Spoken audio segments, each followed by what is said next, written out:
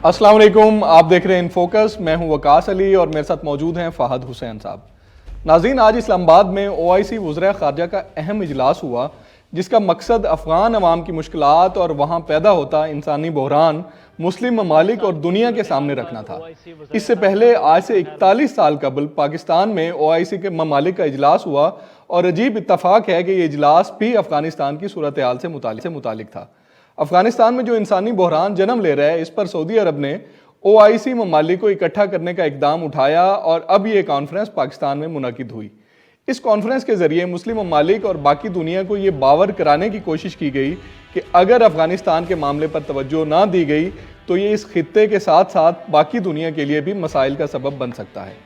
अफगान अवाम के मसाइल को सामने रखते हुए OIC की मीटिंग पाकिस्तान में बुलाना यकीनन हुकूमत का एक काबिल तहसीन अमल है, मगर सबसे बड़ा सवाल ये है कि OIC ममालिक की ये बैठक अफ़गान अवाम की मुश्किलात हल कर पाएगी, बैरूनी दुनिया और ख़ास तौर पर अमेरिका को कायल कर पाएगी कि अफ़गानिस्तान वाकई इस वक्त बहुत बड़ा मसला है। और प्रोग्राम के दूसरे हिस्से में कुछ ज़मनी इंतखाबात और पॉलिटिकल जो मामला चल रहे हैं उस पर भी हम बात करेंगे।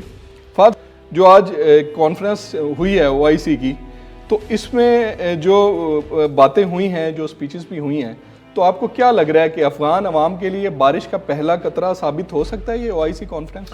देखिए वकास, ये कॉन्फ्रेंस उस हद तक तो कामयाब हो सकती है कि जो माली ज़रूरियात हैं इस वक्त अफ़गानिस्तान के ख़ास तौर पे उनकी मईशत जो बहुत ही ज़्यादा मसाइल में घिरी हुई है, उसको कुछ हद तक उसकी मदद के लिए और वहाँ के अवाम के लिए जो आपको ज़रूरी हेल्प की ज़रूरत है, जो एड की ज़रूरत है, ग़िज़ा की ज़रूरत है, अद्वियात की ज़रूरत है, वो तमाम तर मामला जिसमें OIC जो है वो मिलकर और इस तरह का कुछ हेल्प कर सके तो वो वहाँ तक तो ठीक है। लेकिन ये भी जहन में रखिए कि OIC के ममालिक जो हैं वो सबसे जो क्रिटिकल प्लेयर होते हैं वो नहीं है, बिल्कुल ऐसा। असल जो ममालिक जो अफगानिस्तान की सूरत हाल में कुछ बेहतरी ला सकते हैं उनमें सरे फहरिस्त तो अमेरिका, बिल्कुल ऐसा। और उसकी वजह यह है कि अमेरिका, पहली बात तो ये कि वहाँ पे अरबों डॉलर हैं अफगानिस्तान के जो अमेरिका ने फ्रीज किए हुए, जो उनकी हुकूमत का पैसा था 9 अरब डॉलर वो उन्होंने फ्रीज किया हुआ। अच्छा, उसके अलावा अमेरिका की क्योंकि वहाँ पे शिकस्त हुई है तो एक बहुत बड़ा मामला तो वहाँ पे वो एक यानी उनकी सियासी बहस में एक बुनियादी जो एक नुक्ता है वो ये है कि अमेरिका को शिकस्त हुई है, रुसवाई हुई है, क्यों हुई है, और तालिबान के आने से किस तरीके से अब न सिर्फ ये कि अमेरिका के मुताबिक उस खित्ते में को खतरा है, यानी ये हमारा जो खित्ता है, बल्कि अमेरिका को भी खतरा हो सकता है अगर अफगानिस्तान की सरजमीन से दहशतगर्दी होना शुरू हो गई। ये उनका खदशा है। अच्छा, जब तक अमेरिका उस तरीके से अफगानिस्तान की मदद को नहीं आएगा या जब तक वो इस बात को संजीदा नहीं लेंगे कि अगर अफगानिस्तान में मसाइल और ज़्यादा गंभीर होते हैं तो उसका फॉल आउट सिर्फ अफगानिस्तान तक महदूद नहीं रहेगा, वो सब पर आएगा, एक्सपैंड करेगा, तब तक मामला उस तरीके से आगे नहीं बढ़ेंगे। क्योंकि देखिए बहुत हद तक जो इंटरनेशनल फाइनेंशियल इंस्टीट्यूशंस हैं उन पे अमेरिका का बहुत ज़्यादा असर रसूख है। तो ये बात तो बड़ी अच्छी है और पाकिस्तान ने ये अच्छा किया है कि ये मेज़बानी की और OIC का के तमाम जो वज़ीर ख़ारजा हैं उनको यहाँ पे बुलाया है, और उसके साथ साथ जो ख़ास तौर पर जो P5 कंट्रीज़ हैं, जो UN सिक्योरिटी काउंसिल के जो परमानेंट मेंबर हैं, उनके उन तमाम ममालिक के जो अहम नुमाइंदे हैं वो भी इसमें शामिल है। तो वहां तक तो अच्छी बात जी। ट्राइका प्लस भी उसमें मौजूद है, बिल्कुल सही कहा आपने। लेकिन असल प्रॉब्लम कहीं और है और उसको निपटना जो है वो हमारा उसमें कितना रोल है और कितना नहीं है, मेरे ख्याल में ये एक बहुत ही उसका इम्पोर्टेंट फैक्टर है। और इसमें इमरान खान साहब की जो वज़ीर आज़म साहब की आज की तकरीर थी वहाँ पे, तो उसमें उन्होंने एक एंगल यही दिया है कि आप अफ़गानिस्तान हुकूमत को और अवाम को अलग रख के देखें। इस वक्त ये इंसानी बहरान है तो अवाम की आप मदद करें। तो शायद उसी वजह से मैसेज अमेरिका को भी देना चाह रहे हैं कि आप अफ़गान हुकूमत के साथ तो आपके मामलात गड़बड़ चल रहे हैं, ये जो मसले मसाइल हैं, आप अवाम को देखें और उनकी हेल्प के लिए सामने हैं। देखिए ये बात बहुत हद तक दुरुस्त है, लेकिन इशू ये है कि ये कहना तो आसान है, करना बड़ा मुश्किल है। ऐसा ही अब देखिए ना, अफगानिस्तान में जो जब तालिबान की गवर्नमेंट आई तो उन्होंने कुछ कमिटमेंट्स दी थी कि वो चंद इस्लाहात वो लेके आएंगे صحیح ہے. اور جو انٹرنیشنل کمیونٹی ہے اس کی ریکوائرمنٹ بھی تھی. اچھا پاکستان نے بھی بالکل اس کے ہاں میں ہاں ملائی تھی. وہ کیا تھی؟ وہ یہ تھی کہ جی آپ نے خواتین کے حقوق کا خاص خیال رکھنا ہے, آپ نے بچیوں کی تعلیم جو ہے اس میں کوئی رکاوٹ نہیں ڈالنی, اور آپ نے جو حکومت سازی کرنی ہے اس میں آپ نے جو آپ کی اقلیتیں ہیں اور جو خواتین ہیں ان کو نمائندگی دینی ہے, اور انکلوسیو گورنمنٹ. Inclusive government. جی. اچھا تینوں پہ طالبان نے کوئی خاص پیش رفت نہیں کی ہے, تینوں پہ. تو تالی تو دیکھیں دو ہاتھ سے بجتی ہے نا. ایسا ہی ہے. تو یہ بات پاکستان نے اس دن وزیر خارجہ صاحب کا اس سے پہلے ایک بریفنگ تھی تو اس میں بھی موجود تھا, تو وہاں پہ انہوں نے مجھے خوشی ہوئی سن کے, انہوں نے کہا کہ دیکھیں پاکستان کا بھی یہی مطالبہ ہے اور پاکستان بھی طالبان کو یہی بار بار یعنی ان کی یاد دہانی کرا رہا ہے کہ دیکھیں آپ نے کچھ کمٹمنٹ دی تھی, آپ نے وہ پوری کرنی ہے. اچھا طالبان جو ہے وہ نہ نہیں کر رہے کہ جی نہیں کرنی, وہ ٹائم لے رہے ہیں, لیکن بس وہ اچھا اس کی وجہ کیا؟ اس کی وجہ یہ ہے کہ دیکھیں طالبان میں بھی دو طرح کے لوگ ہیں. ایک تو جو ہیں جن کو کہتے ہیں سو کالڈ ماڈریٹس, جو تھوڑے اعتدال پسند ہیں, جو جن کا رویہ تھوڑا نرم ہے.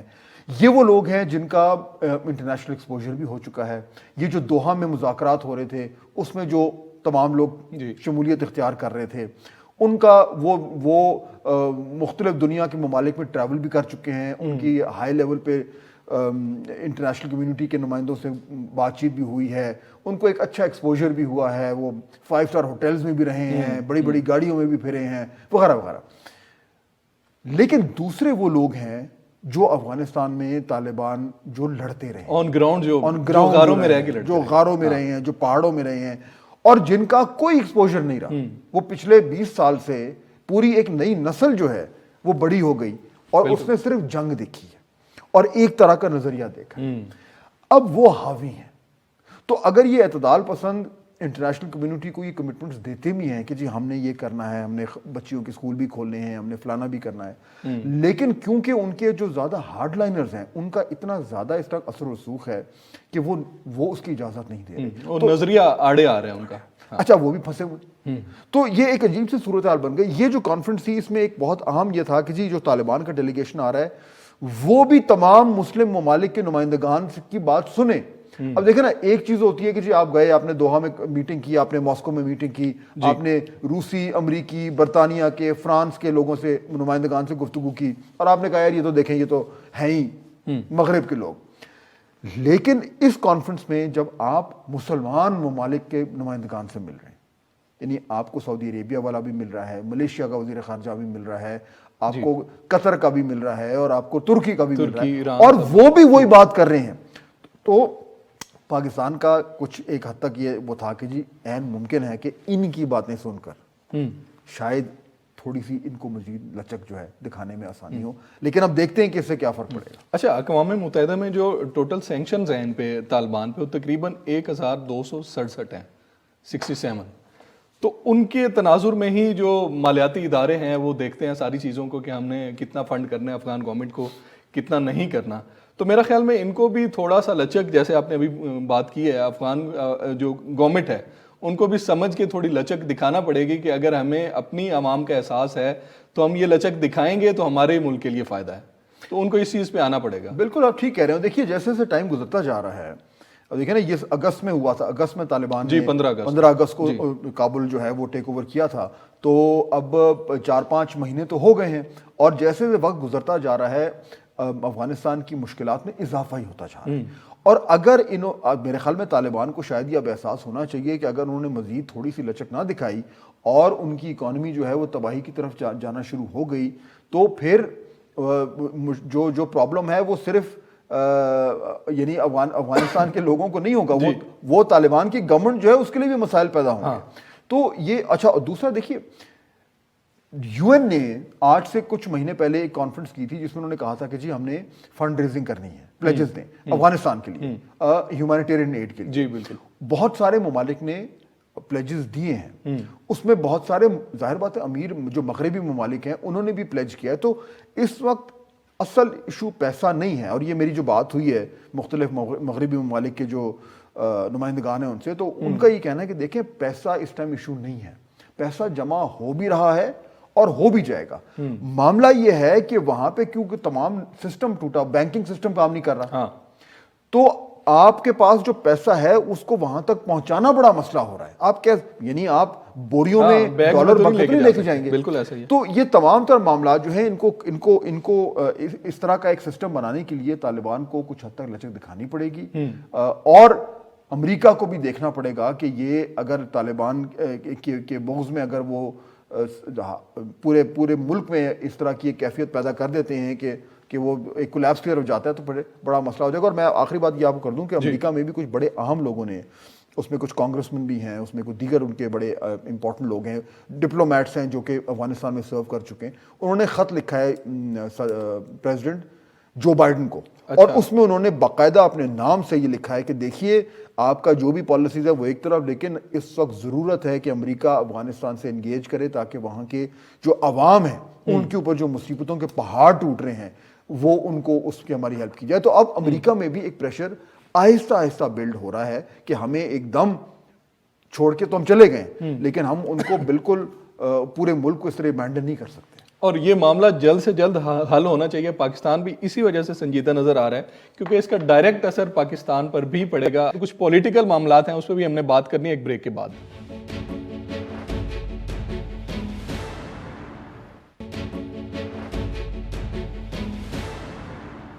ویلکم بیک ناظرین. پروگرام کے اس حصے میں بات کرتے ہیں بلدیاتی انتخابات کی. حکومت کی طرف سے ایک لمبے عرصے کی ٹال مٹول کے بعد عدالتوں اور الیکشن کمیشن کی کوششوں کے بعد ملک میں بالآخر بلدیاتی انتخابات کا سلسلہ شروع ہو گیا. اس حوالے سے آج خیبر پختونخوا کے 17 اضلاع میں انتخابات کی پولنگ ہوئی. بہت عرصے کے بعد کے پی کے کی عوام نے لوکل سطح کے نمائندے الیکٹ کرنے کے لیے اپنا حق رائے دہی استعمال کیا.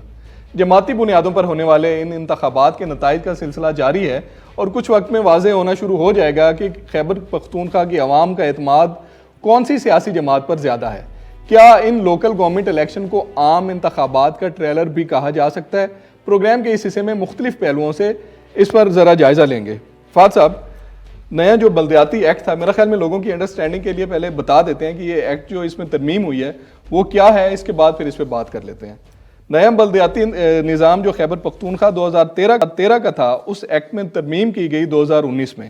بلدیاتی نظام کے مطابق ضلع ناظم کا نام تبدیل کر کے میئر رکھ دیا گیا.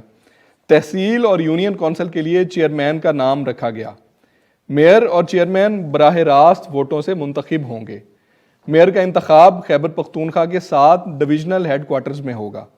باقی شہروں میں تحصیل اور یونین کونسل کی سطح پر چیئرمین منتخب ہوں گے. دیہاتوں میں ولیج کونسل اور شہروں میں شہری علاقوں میں نیبرہڈ کونسلز ہوں گی. اور دوسری اہم بات یہ کہ ضم شدہ سابق فاٹا کے علاقوں میں پہلی دفعہ بلدیاتی انتخابات ہونے جا رہے ہیں. فہد صاحب, ایک لمبے عرصے کے بعد کے پی کے میں مدت ختم ہوئی تھی کوئی جنوری 2019 میں, اور اس کے بعد جو ہے وہ حکومت مختلف اس میں ترامیم بھی کرتی رہی اور الیکشن کمیشن میں پلی لیتی رہی کہ کرونا ہے اور معاملات جو ہیں وہ ابھی تک نہیں جا سکتے بلدیاتی انتخاب کی طرف. تو کیا وجہ سر صوبائی حکومتیں ہو یا فیڈرل گورنمنٹ ہو وہ اتنی ریلیکٹنٹ نظر آتی ہیں نچلی سطح پہ اختیارات کی منتقلی کے لیے؟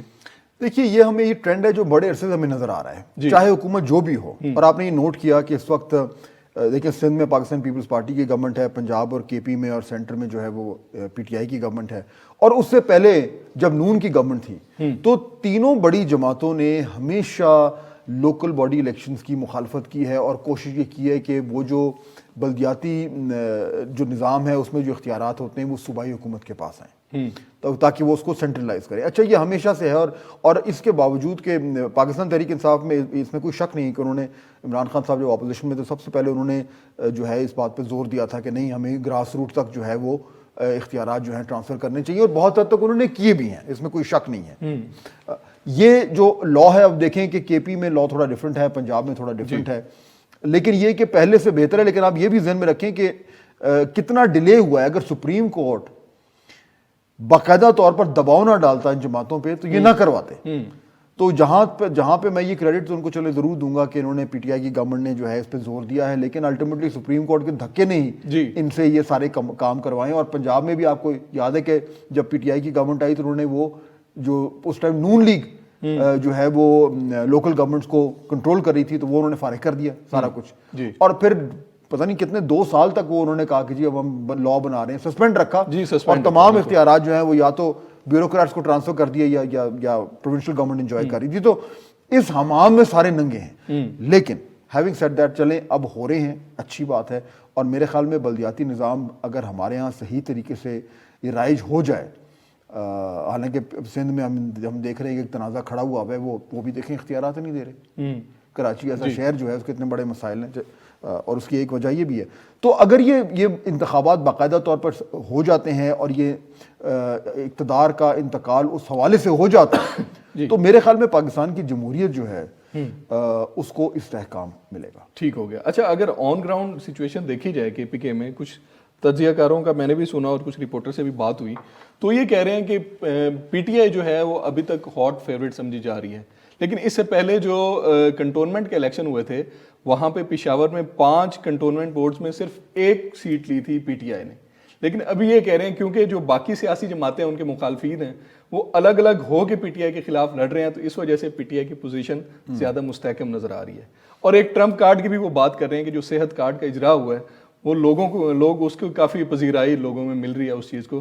تو کیا آپ کے خیال میں بھی ہاٹ فیوریٹ لگ رہی ہے پی ٹی آئی وہاں پہ؟ دیکھیے کے پی میں تو یہ میرے خیال ہے یہ کہنا غلط نہیں ہوگا کہ پی ٹی آئی کی بہت اسٹرانگ سپورٹ ہے, اور یہ کون نہیں جانتا کہ دوسری بار جو ہے یہ پہلی جماعت ہے جو دوسری بار جس نے وہاں پہ بیک ٹو بیک گورنمنٹ بنائی ہے. اب لیکن آپ یہ بھی ذہن میں رکھیں کہ جو حکومت جو انکمبنٹ ہوتی ہے اس کو ہمیشہ نقصان بھی ہوتا ہے, کیونکہ لوگوں کی توقعات ہوتی ہیں, اور ظاہر بات حکومتیں کتنی توقعات پہ پورا اتریں گی. اس بار کے پی میں 2-3 بڑی انٹرسٹنگ چیزیں میں نظر آ رہی ہیں. ظاہر بات ہے یعنی کہ میں کو بہت زیادہ ایکسپرٹ تو نہیں ہوں کے پی میں دعویٰ بھی نہیں کروں گا, لیکن موٹی موٹی 2-4 چیزیں ہمیں نظر آ رہی ہیں. ایک تو پیپلز پارٹی ایکسٹرا زور لگا رہی ہے جی اس باری. ابھی ہم دیکھتے ہیں کہ یہ جو بلدیاتی انتخابات ہے اس میں کتنا وہ ریفلیکٹ کرتا ہے, لیکن ان کی نظریں ہیں جنرل الیکشن پہ, اور وہ یہ سمجھتے ہیں ان کو 2 طرح کے فائدے ہو رہے ہیں پیپلز پارٹی کو. ایک تو ان کو لگتا ہے کہ کیونکہ روایتی طور پر ان کا وہاں پہ اچھا سپورٹ ہے, اچھا نیٹ ورک بھی ہے, ان کی تنظیم سازی بھی وہاں پہ ٹھیک ہے, ان کے پاس ایک امیدوار بھی اور میئرشپ کا اسٹرانگ کینڈیڈیٹ ہے. تو پاکستان پیپلز پارٹی کی پوزیشن کو اتنی بری نہیں ہے وہ, اور بلاول بھٹو زرداری صاحب اب تھوڑے اوور ایکٹیو بھی ہوئے ہوئے وہاں پہ. تو پاکستان پیپلز پارٹی میرے خیال میں وہاں پہ اپنی جگہ بنانے کی کوشش کرے گی, اور کچھ حد تک اس کامیاب بھی ہوگی. اور وہ جگہ جو ہے وہ ووٹ کس سے چھینے گی؟ پی ٹی آئی سے چھینے گی. میرے خیال میں یہ ایک امپورٹنٹ ٹرینڈ ہے جو ہمیں دیکھنا ہوگا اس الیکشن میں, پہلی چیز. دوسرا آپ دیکھیں جو اے این پی کی بھی کچھ حد تک وہ بالکل وائپ آؤٹ ہو گئی تھی, وہ بھی ٹرائی کر رہے ہیں, اور ہمیں اس سے یہ اندازہ ہوگا کہ اے این پی کا کوئی فٹ ہولڈ مل رہا ہے, کہ ورنہ تو پی ٹی آئی نے ان کو اڑا کے رکھ دیا تھا بالکل اے این پی کو. تیسرا آپ دیکھیں کہ جو جے یو آئی اور جو مذہبی جماعتیں اور ان کا ووٹ بینک ہے وہ کہاں تک اس بار کو پریزنس اپنی کریٹ کر سکتا ہے, کیونکہ جے یو آئی کو بھی جو پی ٹی آئی نے جو دھلائی کی تھی تو اس کے بعد یعنی ورنہ تو ان کی بڑی اسٹرانگ پوزیشن رہتی تھی. تو اب ہم نے یہ بھی دیکھنا ہے کہ جو مذہبی جماعتیں ہیں ان کا کچھ کم بیک کرنے کا, کوئی تھوڑی واپسی کا امکان ہے کہ نہیں ہے. تو کے پی میں جو اتنا اسٹرانگ ہولڈ تھا پی ٹی آئی کا, اب وہ باقی سارے اس کو کر رہے ہیں چیلنج, اور بلدیاتی انتخابات ہمیں ایک کچھ حد تک ہنٹ دیں گے, لیکن اصل اکھڑا جو ہے وہ تو پھر جمنے جا رہا ہے جنرل الیکشن. اچھا, آپ نے ابھی سب پولیٹیکل پارٹیز کی بات کی ہے, جو ایک بڑی پولیٹیکل پارٹی ہے پاکستان مسلم لیگ نون. اب جو میئرشپ پشاور کا جو الیکشن ہو رہا ہے اس کے انڈر تقریباً 2.5 نیشنل اسمبلی کے حلقے آتے ہیں اور 7 صوبائی اسمبلی کے حلقے آتے ہیں, لیکن اس کے لیے نون لیگ کا کینڈیڈیٹ کوئی نہیں ہے. جے یو آئی فے کا بھی ہے, اے این پی کا بھی ہے, پیپلز پارٹی کا بھی ہے, تقریباً 7 جماعتوں کا. تو کیا اس سے یہ چیز سامنے آتی ہے کہ نون لیگ کا کوئی اتنا ووٹ بینک نہیں ہے یا ان کا انٹرسٹ نہیں ہے کے پی کی؟ میرے خیال میں نون لیگ ابھی اپنے اور اتنے معاملات میں پھنسی ہوئی ہے, اور پنجاب کے ایشوز ہیں کہ انہوں نے واقعی میں کے پی پہ اتنا ٹینشن نہیں دیا. لیکن جو میری جو بات ہے ان سے نون لیگ کے لوگوں سے, تو اس سے مجھے یہ اندازہ ہو رہا ہے کہ جو عام انتخابات ہیں اس میں ان کی اسٹریٹجی جو ہے وہ باقاعدہ بنے گی کے پی کے لیے. ان کا یہ اپنا خیال ہے ابھی تک کہ کافی امکانات ہیں کہ وہ جے یو آئی کے ساتھ سیٹ ایڈجسٹمنٹ کریں گے. اچھا, یا تو سیٹ ایڈجسٹمنٹ ہوگی یا کسی طرح کا کوئی اتحاد ہوگا, کچھ نہ کچھ ہوگا. ٹھیک ہے, اور جے یو آئی کی پریزنس ہے وہاں پہ.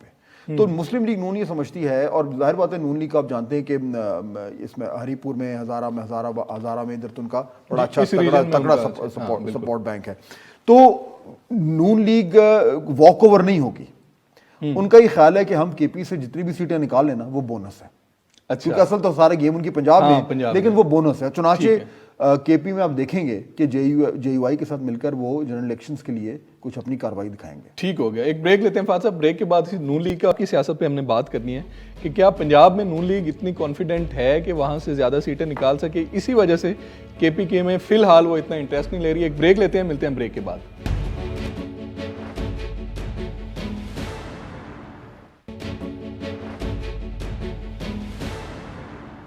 ویلکم بیک ناظرین. فہد صاحب, بلدیاتی انتخابات کی گہما گہمی تو شروع ہو گئی ہے, تو کیا اب ایک مومنٹم بننا شروع ہو گیا ہے یا یہ ٹریلر ہے ایک عام انتخابات کا کہ اس طرف جا رہے ہیں اب حالات؟ دیکھیے, عام انتخابات کا ٹریلر ابھی تو کہنا بڑا مشکل ہے, لیکن دو چار اہم ہمیں جو ایک ٹرینڈز نظر آ رہے ہیں اس پہ ہم بات کر سکتے ہیں. ٹھیک ہے. پہلی چیز تو یہ ہے کہ جو الیکشنز ہیں ان کی بات چیت اس ٹائم فضا میں گونج رہی ہے. اچھا, وہ کیوں میں یہ کہہ رہا ہوں؟ وہ اس لیے کیونکہ ہر گزرتے دن ہمیں یہ سننے کو آ رہا ہے کہ کوئی ڈیل ہونے کی کوشش ہو رہی ہے. جی بالکل, کوشش ہو رہی ہے. ہاں, آپ نے نوٹ کیا ہوگا کہ کچھ لوگوں نے تو سوشل میڈیا پہ کہنا بھی شروع کر دیا ہے کہ جی کچھ ڈیل ہو گئی ہے, کوئی بات پکی, ملاقاتیں ہو گئی ہیں, بات پکی ہو گئی ہے. خیر, میں ظاہر بات ہے میرے پاس میں یہ کنفرم نہیں کر سکتا اور میرا نہیں خیال کہ ابھی تک کوئی ایسی ڈیل ہوئی ہے, لیکن یہ بات ضرور ہے کہ ڈیل کے حوالے سے بات چیت جو ہے وہ اس میں کافی پیش رفت ہے. اچھا, اب وہ ڈیل کیا ہے, یہ بڑا انٹرسٹنگ پوائنٹ ہے. ٹھیک ہے. دیکھیے, اگر آپ پی ایم ایل این کی بات کریں تو پی ایم ایل این کا یہ ماننا ہے کہ آج اگر فری اینڈ فیئر الیکشن ہو تو ہم جیت جائیں گے. ٹھیک ہے. اور یہ بات شاید غلط بھی نہیں ہے. یعنی آپ مختلف جو سیاسی تجزیہ کار ہیں اگر ہم سے بات کریں تو میرا خیال ہے کہ اکثریت اس بات کے اتفاق کرے گی. کون نہیں جانتا کہ اس ٹائم پی ٹی آئی کی گورنمنٹ جو ہے وہ مسائل میں گری ہوئی ہے, اور اوپر سے جو کثر مہنگائی اور اس نے جو بالکل ہی کمر توڑ کے رکھ دیا, تو ان پاپولیرٹی تو بہت ہے. تو یعنی سوال یہ ہوتا ہے, مفروضہ ہے کہ جی آج اگر الیکشن ہو تو کون جیتے گا. تو عام تاثر یہ کہ پی ایم ایل این ایک بڑی اچھی پوزیشن میں. اچھا, اب اگر ڈیل, جو بھی ڈیل ہے یا جو بھی بات چیت ہو رہی ہے وہ تو آج کے تناظر میں ہو رہی ہے نا, کہ جی ابھی کیا کرنا ہے. تو اس میں پی ایم ایل این کا یہ ماننا ہے کہ جی اگر فری اینڈ فیئر الیکشن ہوتے ہیں اور ہم جیتے ہیں تو پھر ہمیں کیا ڈیل کی ضرورت ہے. یہ سوال یہاں سے وہ شروع کرتے ہیں. اچھا, جواب اس کا یہ ملتا ہے کہ جی ہمیں یہ ڈیل کی ضرورت ہے کہ ہمیں فری اور فیئر الیکشن مل جائے. ٹھیک ہے. یہ ڈیل ہے. اچھا, ڈیل تالی دو ہاتھوں سے بچتی ہے نا, ایسا ہی. تو پھر سوال ہوتا ہے کہ اچھا جی اگر پی ایم ایل این کو ڈیل میں فری اینڈ فیئر الیکشن مل رہے ہیں, قدرے, میں قدرے کا لفظ ایڈ کر رہا ہوں, ٹھیک ہے, تو دوسری طرف پھر کیا ہے, ٹھیک ہے, ان کو کیا, ان کو فائدہ کیا, ان کو کیا مل رہا ہے. اور یہیں پہ بات جو ہے وہ پھنسی ہوئی ہے. اچھا, کہ وہ کہتے ہیں جی ہم یہ کیسے دیں, یہ کہتے ہیں کہ ہم وہ کیسے دیں. ٹھیک ہے. اور میں جان کے زیادہ اسپیسیفک نہیں ہو رہا. صحیح ہو گیا. اچھا سر, آج ایک اور سٹوری بھی رپورٹ ہوئی ہے کہ میاں نواز شریف صاحب کی طرف سے یہ کہا جا رہا ہے کہ ان ہاؤس چینج پہ وہ کافی حد تک راضی ہو گئے ہیں, لیکن ان کی شرط یہ ہے کہ جو بھی کینڈیڈیٹ آئے گا اس سے شیورٹی لی جائے کہ فوراً اسمبلیاں ڈیزالو کر کے عام انتخابات کی طرف آ جائے تو ہم راضی ہیں ان ہاؤس چینج کے لیے. دیکھیں, ایشو ہے عام انتخابات کا. ٹھیک ہے. یعنی میاں نواز شریف صاحب کا یہ کہنا ہے کہ جی ڈیل ہوگی عام انتخابات پہ. اب وہ آپ اس کو یہاں سے پکڑیں کان کو یا ادھر سے پکڑیں. ٹھیک ہے. یعنی آپ اس کو پہلے وہ ان ہاؤس چینج کر کے اور کس طریقے سے اس طرف جانا ہے وہ جانا ادھر ہے. اب ان کی سوئی وہاں پہ پھنسی ہوئی ہے. اور وہ کیوں پھنسی ہوئی ہے؟ کیونکہ جو ہم نے پہلے بات کی کہ وہ بھی جانتے ہیں کہ فری اینڈ فیئر الیکشن ہو تو وہ ایک مینڈیٹ لے کر آ جائیں گے. جب وہ مینڈیٹ لے کے آئیں گے تو پھر اس طریقے سے وہ کمپرومائز نہیں ہوں گے. ٹھیک ہے. یہ ان کا بیسک مسئلہ ہے کہ بھئی اگر آپ بغیر الیکشن کے کوئی ڈیل کر اور پاور میں آ جاتے ہیں تو پھر آپ کمپرومائزڈ ہوں گے, پھر آپ ڈپینڈنٹ ہوں گے اور لوگوں پہ. تو وہ چاہتے ہیں کہ میں مینڈیٹ لے کے آؤں. ٹھیک ہے. اب سوال یہ ہے کہ یہ اس نقطے کے گرد گفتگو ہو رہی ہے. ٹھیک ہو گیا. کہ ہم کیسے کریں. اور اگر ڈیلے ہو رہا ہے تو اس کی وجہ یہ ہے کہ وہ کو بیچ کا راستہ نہیں نکل پا رہا کہ جی عام انتخابات بھی مل جائیں لیکن اس کے عوض جو ہے وہ معاملات کیسے ہوں. ہاں, اگر ایک بار یہ فیصلہ ہو جائے کہ یہ ڈیل ہو جائے کہ جی ٹھیک ہے ہم نے پھر اس کو کرنا کیسے وہ مشکل نہیں ہے. وہ ان ہاؤس چینج ہو, فلانا ہو, وہ ڈھمکانا ہو, وہ کو ایک جماعت ادھر سے ادھر چلی جائے, وہ عدم اعتماد کا ووٹ ہو جائے، وہ تو بہت سارے طریقے ہیں. اصل ہے موٹی بڑی چیز، بڑی بات ٹھیک ہے کہ جی کچھ لو کچھ دو، ہاں دینا کیا ہے وہ بڑی بات میں وہ معاملہ جو ہے وہ چل رہا ہے. اچھا ایک تو یہ ہے. دوسرا اس کے اندر جو نیچے جو ہم نے کل بھی بات کی تھی وہ کہانی وہ یہ ہے کہ جی اگر یہ ڈیل ہوتی ہے تو پھر پی ایم ایل این کا فیس جو ہے وہ تو شہباز شریف ہوں گے. ہم نے پہلے بھی بات کی تھی اس پہ. اور اس کے اندر بھی اس جماعت میں ابھی تک کچھ ریزسٹنس ہے، کیونکہ اس جماعت کے اندر جو 2 بیانیوں کا معاملہ ہے. جی یہی سوال میں آپ سے کرنے لگا تھا. آپ سوال کریں پھر میں جواب دیتا ہوں. سوال یہی ہے کہ 3 سال سے جو ایک انہوں نے بیانیہ بلڈ اپ کیا تھا ووٹ کو عزت دو کا، تو ابھی اس سارے سینیریو میں تو یہ لگ رہا ہے کہ سب برابر ہو گیا ہے، مفاہمت اور مزاحمت دونوں گروپس برابر ہو گئے ہیں. اب صرف ڈیل کا انتظار ہے کہ کیا لینا ہے اور کیا دینا ہے، اور اس کے بعد جو ہے وہ پاور کو انجوائے کیا جائے. دیکھیے یہ بات آپ کی ٹھیک ہے کہ یہ جو 2 بیانیے کا ان کا معاملہ چل رہا تھا وہ ابھی تک اس طریقے سے وہ ریزالو نہیں ہوا. اسی لیے یہ جو تمام تر جو ہم بات کریں نا کہ جی بات چیت چل رہی ہے، گفتگو چل رہی ہے، یہ 2 لیولز پر ہے. ایک لیول پہ تو ہے کہ جی پی ایم ایل این اور جو مقتدرہ ہے ان کے درمیان گفتگو ڈائریکٹلی تو میں نہیں کہوں گا، اور دوسرا جماعت کے اندر جو گفتگو ہو رہی ہے صحیح ہے کہ جی کیا ہمیں کرنا چاہیے نہیں کرنا چاہیے، اگر کریں تو کون آگے ہوگا، کون وزیر اعظم ہوگا، یہ گفتگو بھی چل رہی ہے. اس میں بھی کوئی فیصلہ نہیں ہوا، حالانکہ کچھ لوگ دعویٰ کر رہے ہیں کہ ہو گیا، لیکن میری اطلاع ہے کہ ابھی فیصلہ نہیں ہوا. لیکن آہستہ آہستہ یہ احساس جماعت کے اندر بڑھتا جا رہا ہے کہ اگر ہم نے اس طرح کا کوئی اگریمنٹ کرنا ہے تو اس میں الٹیمیٹلی شہباز شریف صاحب کو اس پارٹی کو آگے لے کر جانا پڑے گا، اور وہی ہمارے امیدوار ہوں گے اس وقت کے لیے. آگے کیا ہوگا وہ بات کی بات ہے. اچھا اب اس ساری کہانی میں لوگ پوچھتے ہیں کہ جی الیکشنز ہونے جا رہے ہیں، تو میرا یہ ماننا ہے کہ اس کہانی میں اگر تو کچھ معاملات طے پا گئے تو الیکشن آ گئے. اچھا پھر الیکشن ہے، ٹھیک ہوگا. اور اگر نہیں ہوا جس کے امکانات ہیں، دیکھیں نا این ممکن ہے میاں نواز شریف صاحب کہیں کہ نہیں مجھے نہیں چاہیے، بس ٹھیک ہے پھر آپ سنبھالیں، آپ ہی کریں، دیکھا جائے گا. اگر وہ دیکھا جائے والے موڈ میں آ گئے تو پھر تو الیکشن جب ہوں گے سو ہوں گے. تو یہ اس ٹائم ایک بڑا ہی امپورٹنٹ اور بڑا کروشل وقت آیا ہوا ہے پاکستان کی سیاست. ٹھیک ہے، اور اس کروشل وقت میں حکومت وقت اس وقت کہاں پہ کھڑی ہے، اگر اس ڈیل کو دیکھ رہی ہے تو اپنے اینڈ پہ انہوں نے اسٹریٹجی بنائی ہوئی ہے. اس پہ ہم نے بات کرنی ہے ایک بریک کے بعد.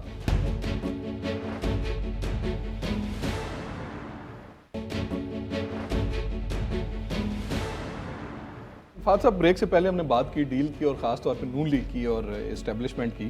تو اس ساری سچویشن میں گورنمنٹ پی ٹی آئی اس وقت کہاں پہ کھڑی ہے، وہ کیا دیکھ رہی ہے؟ کیا وہ ویٹ کر رہی ہے کہ ادھر سے ڈیل کا نتیجہ کیا نکلتا ہے اور اس کے بعد اپنی اسپیس بنائے گی، یا ان کے پاس بھی کچھ ایسے کارڈز ہیں جن کو کھیل کے وہ دوبارہ جو ہے نا اپنی پرانے والی 2018 والی پوزیشن میں آ سکتے؟ دیکھیے میرے خیال میں پاکستان تحریک انصاف کو یہ اچھی طرح اندازہ ہے کہ ملک میں کیا ہو رہا ہے.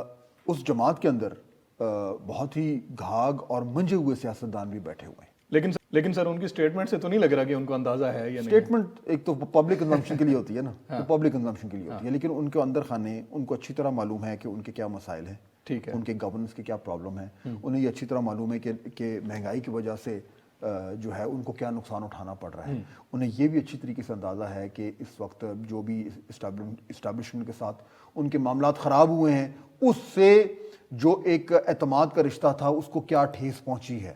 انہیں یہ بھی معلوم ہے. انہیں یہ بھی معلوم ہے کہ اس کے نتیجے میں اپوزیشن سے کس طرح کی نیگوسیشنز ہو رہی ہیں، یا بات چیت ہو رہی ہے، یا بیک چینل جو ہے وہ مذاکرات ہو رہے ہیں. انہیں یہ بھی معلوم ہے. انہیں یہ بھی معلوم ہے کہ اگر یہ سب کچھ کامیاب ہو گیا تو ان کی چھٹی بھی ہو سکتی ہے. ہاں، اور ان کو یہ بھی پتہ ہے کہ وہ ریت کی طرح مٹھی میں جو ہے نا وہ کینڈیڈیٹس ہیں، لیکن وہ نکلتے ہی جا رہے ہیں. سب اچھی طرح معلوم ہے. اس سب کچھ کو سامنے رکھتے ہوئے ان کو یہ بھی سمجھ آ رہی ہے کہ عین ممکن ہے کہ الیکشن آ جائیں.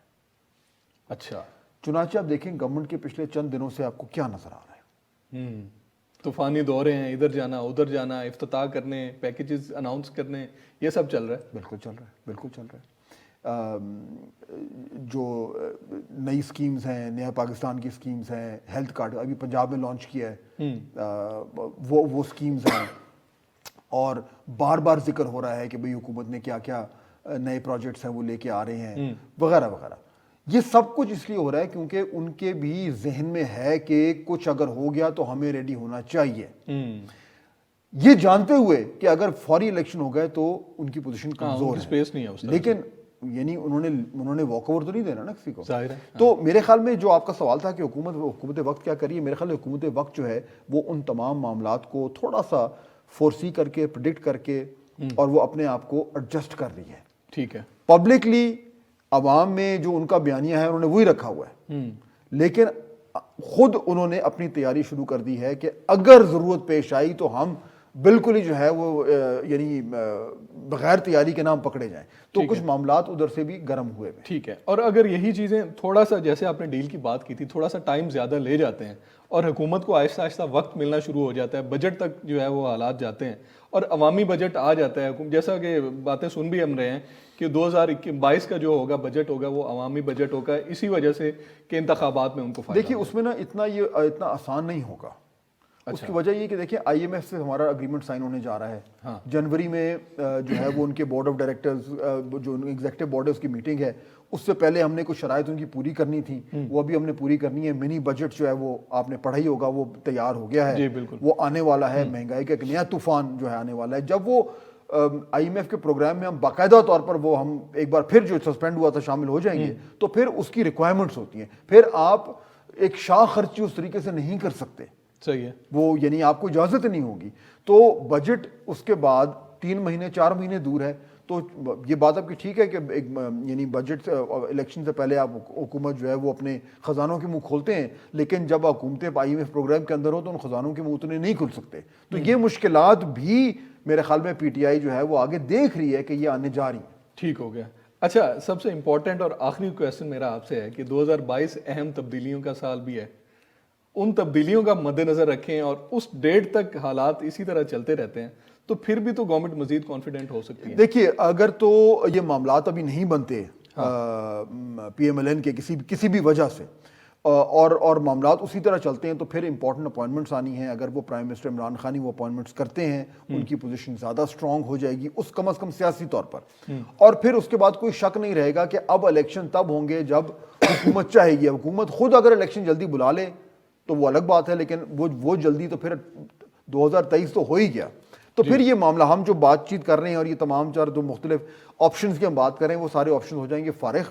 اس کے بعد پھر دوڑ ہوگی الیکشنز کی اور پھر دیکھا جائے گا کہ جناب اس ٹائم نون لیگ کے اندر کی کہانی جو ہے وہ کس رخ جاتی ہے، وہ دو بیانیوں کی، اور کون سامنے آتا ہے.